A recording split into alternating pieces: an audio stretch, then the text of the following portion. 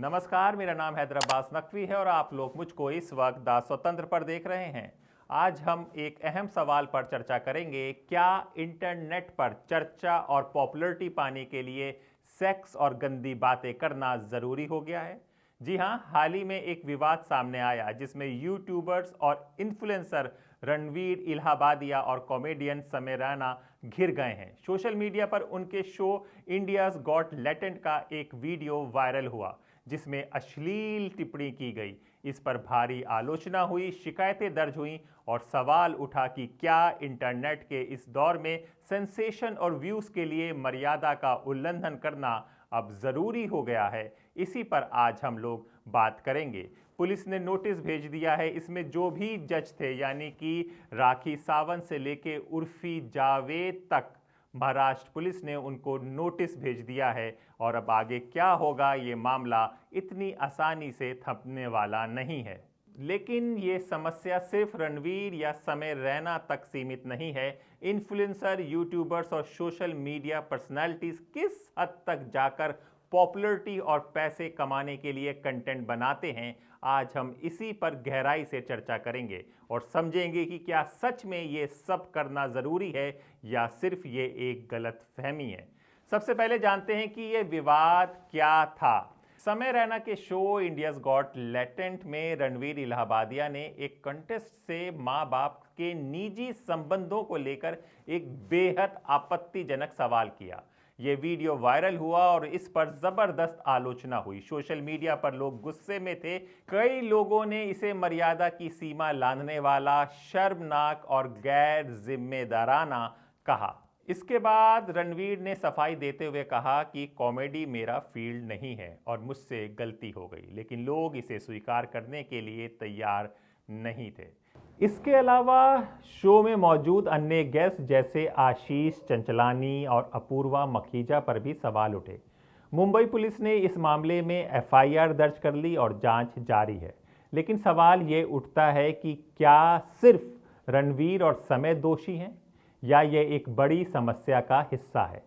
YouTube और influencer culture में sex cells का एक ट्रेंड चल पड़ा है। अब इसी पर बात करते हैं कि आखिर सोशल मीडिया और यूट्यूब पर ऐसा कंटेंट इतना बढ़ क्यों रहा है। इसकी जो सबसे पहली वजह आती है वो होती है अटेंशन इकोनॉमी।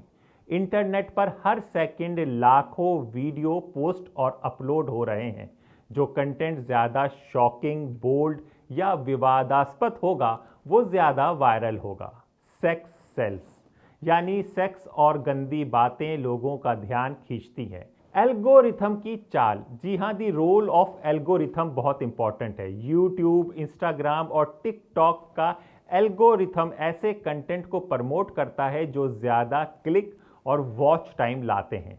जब लोग अश्लील, उत्तेजक या विवादास्पद कंटेंट पर रिएक्ट करते हैं तो ये ट्रेंड बन जाता है।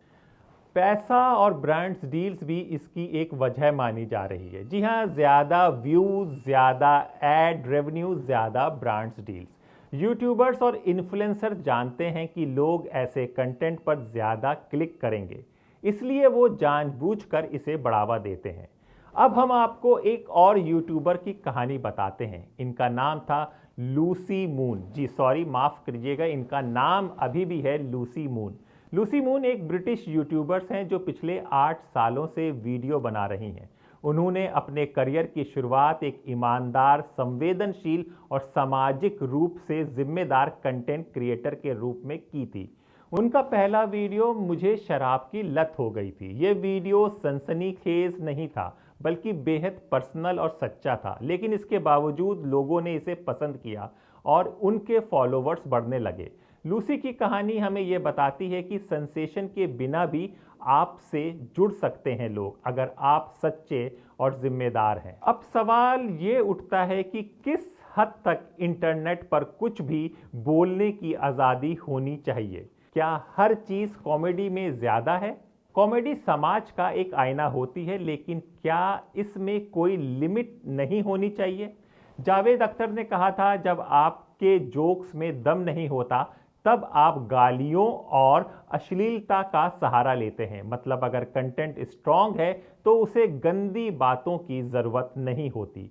कानूनी पहलू को भी समझिए। आईटी एक्ट और साइबर लॉ के तहत इंटरनेट पर अश्लील कंटेंट और मर्यादा तोड़ने वालों पर कार्रवाई हो सकती है। सरकार और सोशल मीडिया कंपनियां अब एक ऐसे कंटेंट पर सख्त नजर रखती हैं जो इस तरह की बातें करती हैं। सबसे जरूरी और अहम बात, युवा पीढ़ी को क्या सीखना चाहिए।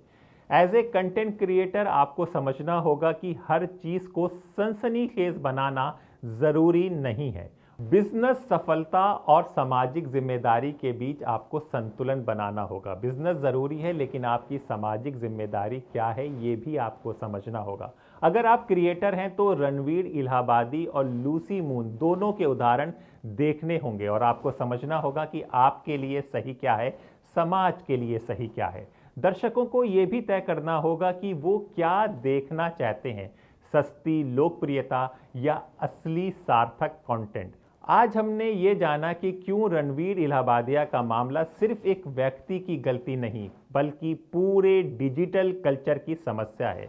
अभी आप ये भी देखिए कि केवल आप इन्फ्लुएंसर्स और इन मजाकिया कंटेंट या स्टैंड अप कॉमेडियन की बात नहीं कर सकते। अगर आप मेन स्ट्रीम के न्यूज़ चैनल्स को देखेंगे तो वहां पर भी इस तरह की फेक न्यूज़ आती रहती है। जैसे अभी हाल ही का मामला अगर आप देखेंगे तो यमुना की सफाई की बात पे आरती दिखाई जा रही है कि जैसे कि अभी आरती शुरू हुई है, तब की हकीकत यह है कि आरती पहले से शुरू थी। हमें यह समझना होगा कि हमारी पसंद ही इस संस्कृति को बनाती है। आप क्या सोचते हैं, क्या इंटरनेट पर जरूरी मुद्दों की जगह सिर्फ अश्लील और विवादित बातें ही बिकती हैं?